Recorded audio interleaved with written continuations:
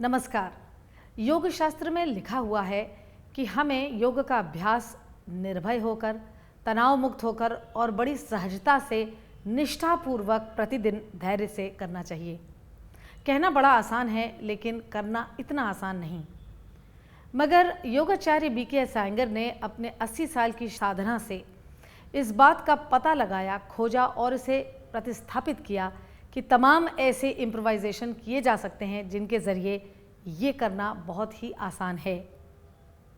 हमारी यही कोशिश है आरोग्य योग की श्रृंखला में कि आपको योग करने के सही और सहज तरीके सिखाए जाएं, जिसके ज़रिए न केवल आप योग को अपने जीवन का अभिन्न हिस्सा बनाएं, बल्कि उसके तमाम फ़ायदे आप अपनी ज़िंदगी में महसूस कर सकें। आज की श्रृंखला में हम आपको कुछ इसी प्रयास के अंतर्गत अपने आसन सिखाने वाले हैं, जिसमें से हम सबसे पहले आपको पद्मासन सिखाएंगे।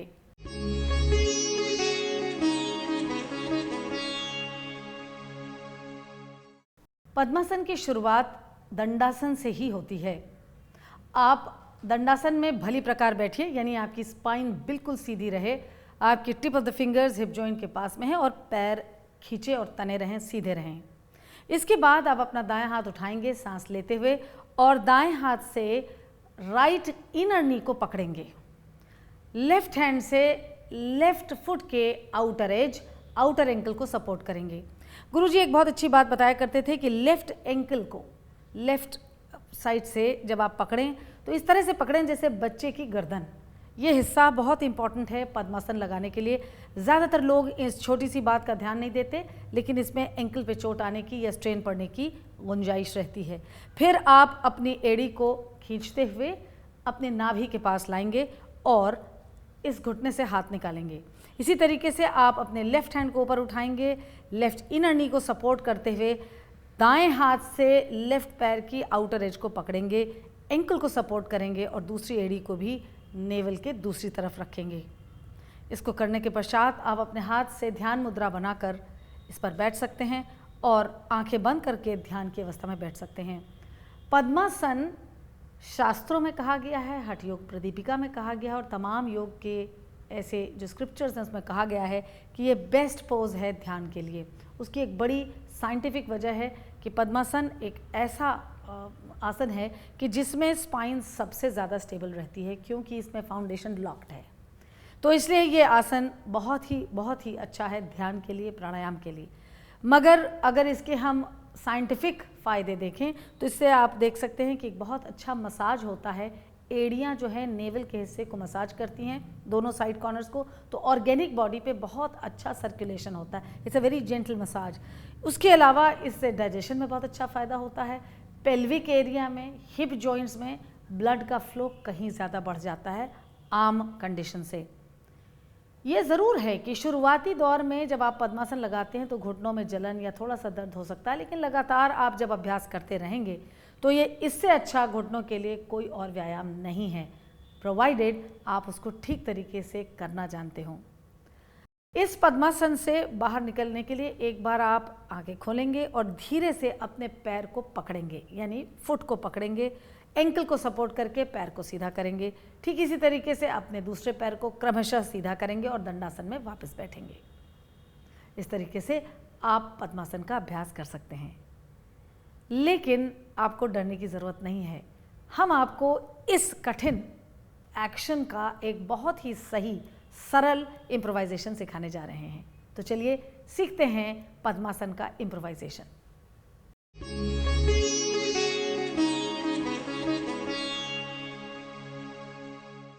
अब हम आपको पद्मासन का इम्प्रोवाइजेशन सिखाने जा रहे हैं। अधिकतर ये देखा गया है कि लोग पद्मासन इसलिए नहीं लगा पाते क्योंकि शरीर बहुत स्टिफ हो जाता है। इसके अलावा एक ऐसा भी तबका है जिसके घुटने में तकलीफ रहती है। हमारी आज ये कोशिश रहेगी कि हम आपको इन दोनों ही मुसीबतों से जूझना सिखा सकें और बहुत आसानी से पद्मासन सीखना बता सकें। इसके लिए आप दंडासन में बैठेंगे, लेकिन दंडासन में आप किसी ब्लैंकेट के ऊपर या ऊंची सरफेस के ऊपर बैठेंगे। वो चाहे ब्लैंकेट हो या तकिया हो, लेकिन थोड़ी ऊंची हो ताकि आपकी स्टिफनेस उसके आड़े ना आए। उसके बाद आप अपने दाएं हाथ को ऊपर उठाएंगे सांस लेते हुए और दाएं इनर नी को सपोर्ट करते हुए आप अपने एक हाथ से आउटर एंकल को पकड़ेंगे। राइट फुट के आउटर एंकल को आपने पकड़ा है। ध्यान देने वाली बात है, सुरभि दिखाइए इन्हें, कि जो राइट इनर एंकल है वो जनरली डिप कर जाता है। तो आपकी कोशिश ये रहनी चाहिए कि आउटर एंकल को आप बहुत ही अच्छे तरीके से सपोर्ट करें और सपोर्ट करने के बाद आप अपनी एड़ी को नेवल के पास ले जाने की कोशिश करेंगे। इसके बाद आप देख सकते हैं कि जो राइट नी है वो हवा में तैर रहा है। ये बिल्कुल अच्छा नहीं है क्योंकि इसमें घुटने में जर्क लगने की बहुत गुंजाइश है। तो आप एक ब्लैंकेट लेंगे जिसकी हाइट अगर पूरी बराबर ना पड़े तो उसका रोल बना लीजिए और वो आपके आउटर नी को, राइट आउटर नी को सपोर्ट करेगी। Please do not support the outer thigh, केवल आउटर नी को आप सपोर्ट करेंगे। इस अवस्था में आपको कुछ सेकंड से कुछ मिनट तक, कुछ हफ्ते या फिर कुछ महीनों तक अभ्यास करना चाहिए। उसकी एक वजह है, आप यहाँ अपने दाएं पैर को ट्रेन कर रहे हैं घुटने के फ्लेक्शन के लिए और एंकल की मोबिलिटी के लिए। साथ ही साथ आपने जिस तरह से अपने नी को सपोर्ट किया है, आप अपने राइट हिप जॉइंट को भी सपोर्ट कर रहे हैं। तो ये मोबिलिटी, फ्लेक्सिबिलिटी और ये अभ्यास हफ्ते से लेकर महीनों तक चल सकता है। ऐसे पैर के प्रैक्टिस के बाद आप अपने लेफ्ट फुट को सिंपल लूज क्रॉस लेग की तरह राइट फुट के नीचे राइट थाई के नीचे ले जाएंगे। यानी आपका एक पैर तो पद्मासन में है और दूसरा पैर सुखासन में है। इस तरीके से आप अपने राइट नी को तो प्रिपेयर कर रहे हैं पद्मासन के लिए, लेकिन लेफ्ट नी को सुखासन में रखते हुए उसकी मोबिलिटी और फ्लेक्सिबिलिटी को बढ़ा रहे हैं। ये अभ्यास या प्रयास आपका हफ्तों से कुछ महीनों तक चल सकता है, depending upon your flexibility and your consistent practice. फिर आप अपने पैर को खोलेंगे और दंडासन में आएंगे। एक बार आपने इस अवस्था को या इस अवस्था पर माहिरी प्राप्त कर ली तो आप इसके एक दूसरी स्टेज पे जाएंगे जो आपको धीरे धीरे पद्मासन की ओर ले जा रहा है। एक बार आप फिर अपने राइट लेग से पद्मासन लगाएंगे। जैसे हमने कहा है कि आप अपने राइट आउटर एंकल को बहुत अच्छे से सपोर्ट करेंगे, राइट आउटर नी को सपोर्ट करेंगे और इस बार आप अपने दूसरे पैर को यानी लेफ्ट लेग को जब सामने लाएं और देखें कि ये इसके आगे नहीं बढ़ पा रहा है, तो किसी और सपोर्ट के तहत, जैसे हमने यहाँ पे एक फोम रखा है, उस पे आप अपने outer as of the foot और हील को रख के उस वाइड एंगल पद्मासन को स्मॉल एंगल पद्मासन बनाएंगे। यहाँ पे आप देखिए हमने अपने बाएं पैर को क्रॉस करने की कोशिश नहीं की है क्योंकि ये वो अवस्था है जहाँ अभी स्टूडेंट या पेशेंट अपने पैर को उठा के क्रॉस नहीं कर पा रहा है। तो ये स्टेज 2 है जहाँ आप उसको एक लेवल पे ला रहे हैं, दोनों पैर एक लेवल पे तो आ रहे हैं लेकिन क्रॉस नहीं कर रहे हैं। और फिर आप अपने पहले पद्मासन लेग को खोलेंगे और फिर सुखासन लेग को खोलेंगे और दंडासन में जाएंगे। इसके बाद एक और स्टेज है जो पद्मासन क्रॉस करने की तो तैयारी हो गई है, लेकिन उसको उठा के ऊपर लाना अपने में एक कष्टदायक चीज़ है। तो उससे छुटकारा प्राप्त करने के लिए आप एक बार फिर तीसरी स्टेज हम आपको दिखा रहे हैं, पद्मासन में जा रहे हैं।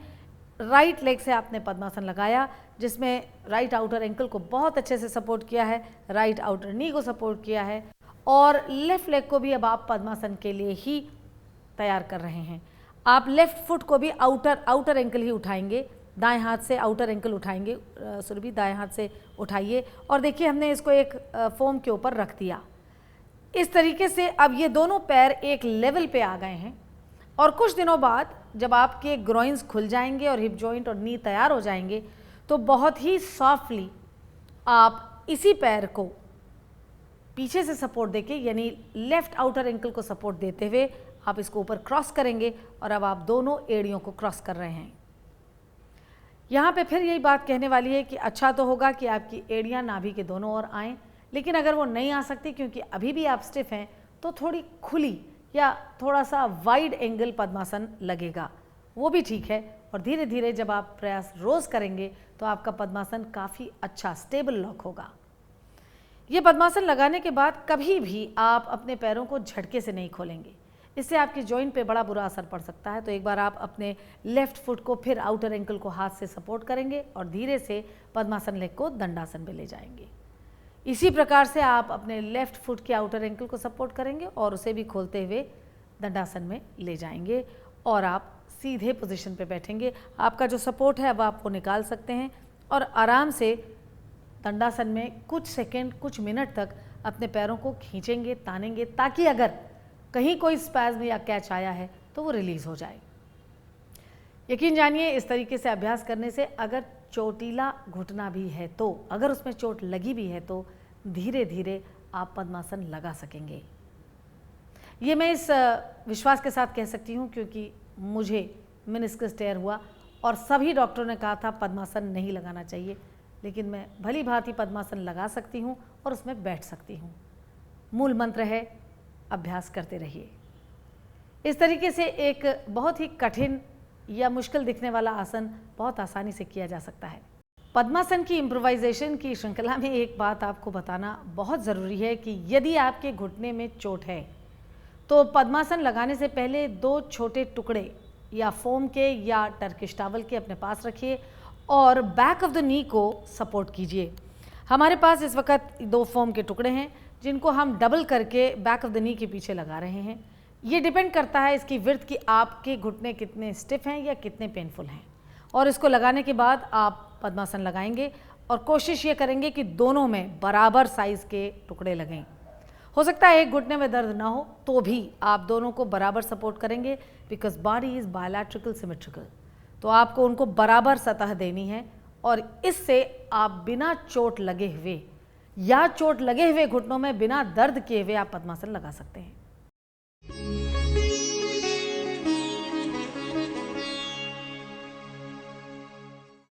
अब हम आपको भरद्वाज आसन 2 सिखाने जा रहे हैं। यह आसन रामायण युग के मुनि भरद्वाज को समर्पित है। इस आसन की शुरुआत भी दंडासन से ही होती है। आप दंडासन में बैठेंगे और उसके बाद बाएं पैर से वीरासन करेंगे। एक बार आपने बाएं पैर को वीरासन में जमा दिया तो बड़ी सावधानी से और धीरे से दाएं पैर से अर्ध पद्मासन करेंगे। पद्मासन पैर की एड़ी आपके नेवल के पास फिक्स होनी चाहिए। फिर आप सांस लेते हुए बाएं हाथ उठाएंगे, उसे तानेंगे, खींचेंगे और उसे राइट आउटर मिडिल थाई पे फिक्स करेंगे। फिर अपने राइट हैंड से एक लंबी सांस छोड़ते हुए गोलाकार संरचना बनाते हुए अपने राइट फुट को पकड़ेंगे। इसका रोटेशन शुरू करने से पहले आप एक लंबी सांस लेंगे और सांस छोड़ते हुए आप अपने एब्डोमेन को रोटेट करेंगे। फिर सांस लेंगे और बॉटम ब्रेस्ट से सांस छोड़ते हुए बॉटम ब्रेस्ट जोन को रोटेट करेंगे। फिर शोल्डर को रोटेट करेंगे और फिर आप अपनी गर्दन घुमाएंगे।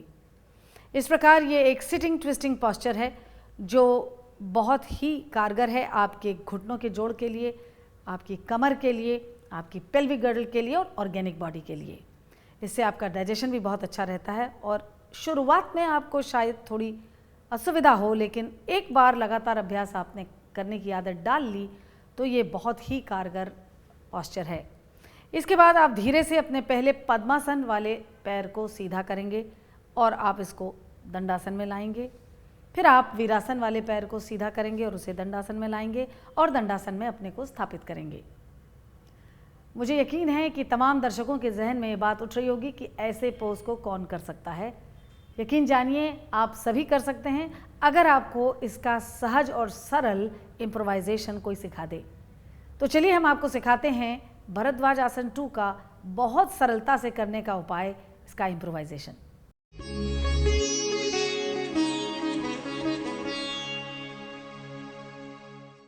अब हम आपको भरद्वाज आसन 2 का इम्प्रोवाइजेशन सिखाने जा रहे हैं, जिसकी शुरुआत दंडासन से होगी और फिर आप अपने लेफ्ट लेग को मोड़ के वीरासन में जाएंगे। एक बार आपने अपने पैर को वीरासन में मोड़ के सेट कर दिया तो उसके बाद आप अपनी राइट लेग के नीचे, बटक के नीचे ब्लैंकेट का इस्तेमाल करेंगे। आपको ये बात ज़रूर ध्यान में रखनी है कि केवल और केवल पद्मासन लेग का ही बटक ब्लैंकेट के ऊपर स्टैब्लिश किया जाए। एक बार ब्लैंकेट पर बैठने के बाद आप ज़रूर देखें कि आपके दोनों बटक बोन एक ही लेवल पे हैं और फिर आप अपने राइट पैर से पद्मासन लगाएंगे, जिसकी एड़ी, राइट हील आपकी नेवल के साइड में फिक्स होगी। जो लोग अपने हाथ को घुमा के पीछे नहीं ले जा सकते क्योंकि उनके कंधे स्टिफ हैं या ट्रंक की मसल्स बहुत स्टिफ हैं, तो आप एक बेल्ट का इस्तेमाल कर सकते हैं। इसका एक छोटा सा लूप बनाएंगे जिसको आप अपने राइट पैर की बिग टो और लिटिल टो के चारों ओर एक छोटा सा लूप लगा के उसको सेटल करेंगे। उस लूप की जगह इतनी रखिए या लेंथ इतनी रखिए जो आपकी स्टिफनेस को पूरा करे, यानी जितना भी आपका हाथ स्टिफ हो उसी के आधार पे आप लूप की लेंथ डिसाइड कीजिए। उसके बाद आप बेल्ट का जो फ्री एंड है उसको पीछे की तरफ रख दीजिए अपने बैक के, ताकि आप उसे आसानी से पकड़ सकें। फिर आप अपने लेफ्ट हैंड को इनहेलेशन के साथ एक्सटेंड करेंगे और राइट आउटर मिडिल थाई पर फिक्स करेंगे और राइट हैंड को लॉन्ग एक्सहेलेशन के साथ पीछे घुमाएंगे और खुले सिरे को बेल्ट के पकड़ लेंगे और फिर धीरे धीरे बेल्ट पकड़ के आप उस बेल्ट के सहारे आगे चलेंगे जैसे चलते हैं और फिर बिल्कुल क्लासिक पोज की तरह inhale, lift the spine up, exhale, rotate your lower abdomen left to the right. फिर एक बार आप अपनी स्पाइन उठाएंगे इनहेलेशन के जरिए और rotate your bottom breast left to the right. And then in finality आप एक बार फिर स्पाइन उठाएंगे सांस लेते हुए और शोल्डर्स टर्न करेंगे left to the right with the exhalation and then neck completely turn करेंगे। इस तरीके से आप इम्प्रोवाइज्ड फॉर्म को बड़ी आसानी से कर सकते हैं, निभा सकते हैं और आपके इस प्रयास से धीरे धीरे आप क्लासिकल पोज की ओर बढ़ सकते हैं।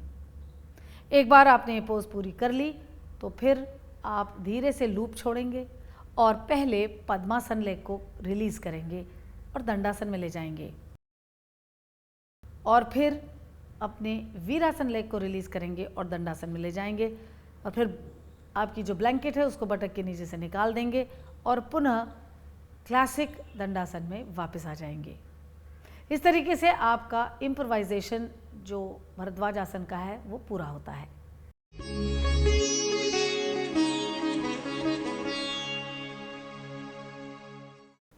अब हम आपको मारीचासन 2 सिखाने जा रहे हैं। ये देखने से ही इंसान इसको देख के डर जाता है क्योंकि इसमें बहुत सारे ट्विस्ट हैं, लेकिन यकीन जानिए हम मारीचासन सिखाने के बाद आपको इसका इम्प्रोवाइजेशन भी सिखाएंगे।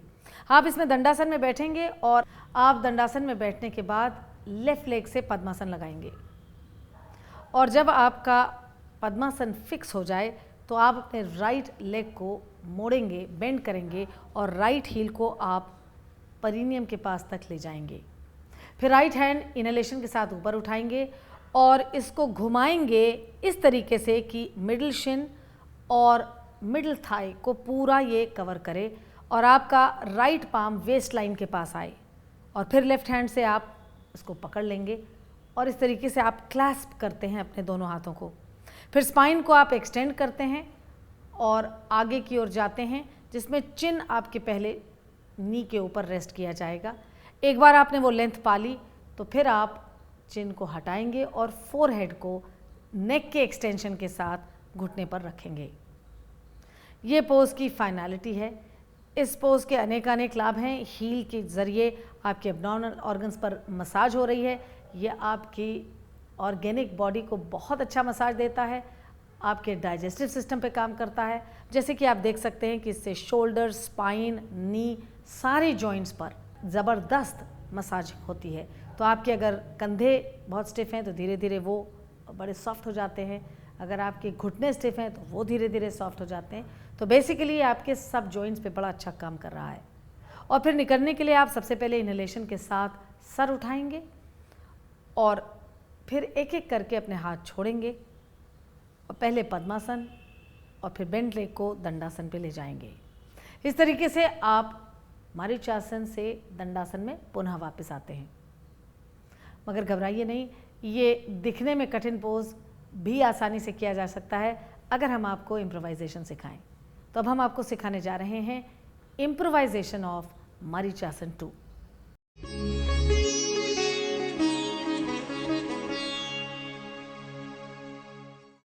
अब हम आपको मारीचासन 2 का इम्प्रोवाइजेशन सिखाने जा रहे हैं।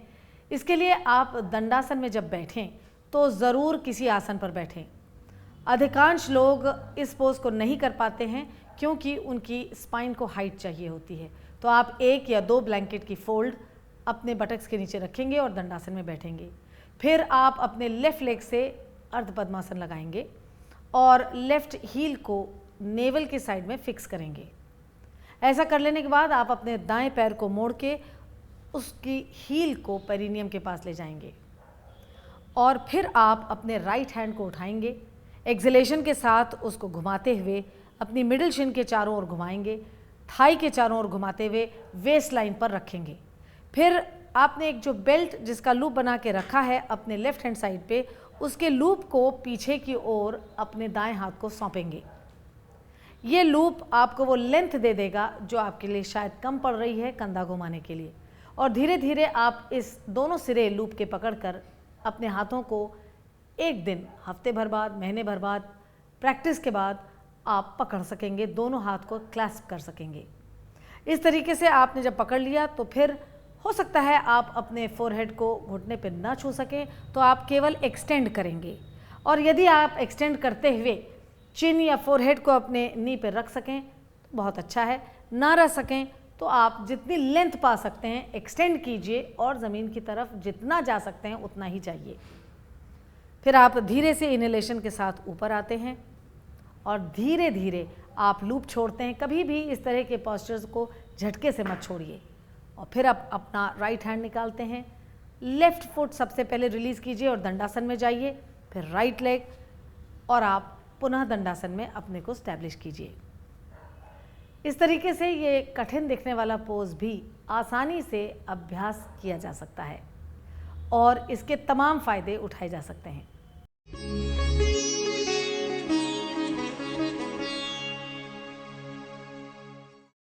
कुछ विषय गुरु शिष्य परंपरा के अंतर्गत आते हैं।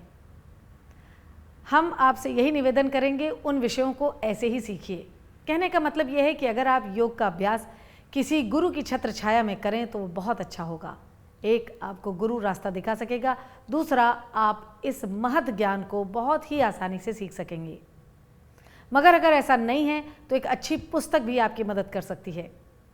इस कार्यक्रम के जरिए भी हम आपको बहुत ही साइंटिफिकली यही सिखाने की कोशिश कर रहे हैं कि आप किसी भी तरीके से गलत अभ्यास न करें, ज़्यादा से ज़्यादा अभ्यास करें मगर सही करें।